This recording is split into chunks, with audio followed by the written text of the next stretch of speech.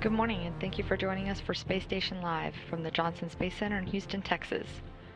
In space, the Expedition 36 crew is at work and already in the afternoon of their crew day. This is a look at the crew, including its three newest crew members, including NASA astronauts Karen Nyberg and Chris Cassidy, European Space Agency astronaut Luca Parmitano, and Russian cosmonauts Alexander Mercerkin, Fyodor Yurchikhin, and Pavel Vinogradov, who is, as the crew commander, is the lead for the overall mission.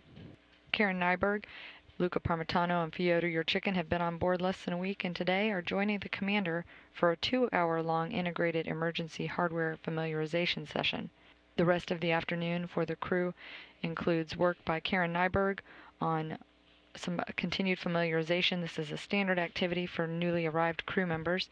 She'll have an hour or so allocated for that familiarization time, as well as a long session on the Advanced Resistive Exercise Device, which is one of 3 different exercise equipment hardware that they have on board, and then she'll also have a private medical conference. Chris Cassidy is working on the BCAT, or the Binary Colloid Experiment. In that study, the crew sets up the sample images and homogenizes a sample, mixing that, and will be taking manual photos and downlinking those for review by the researchers here on the ground. He'll also be performing voice checkouts to test the ground voice processor setting changes. That's a part of a attempt to improve the voice quality and levels that the crew has been reporting after some of the new system upgrades. He'll also have a 1-hour-long session on the treadmill. European Space Agency astronaut Luca Parmitano will also perform some camera test commands from the ATV, or Automated Transfer Vehicle, control panel and laptop.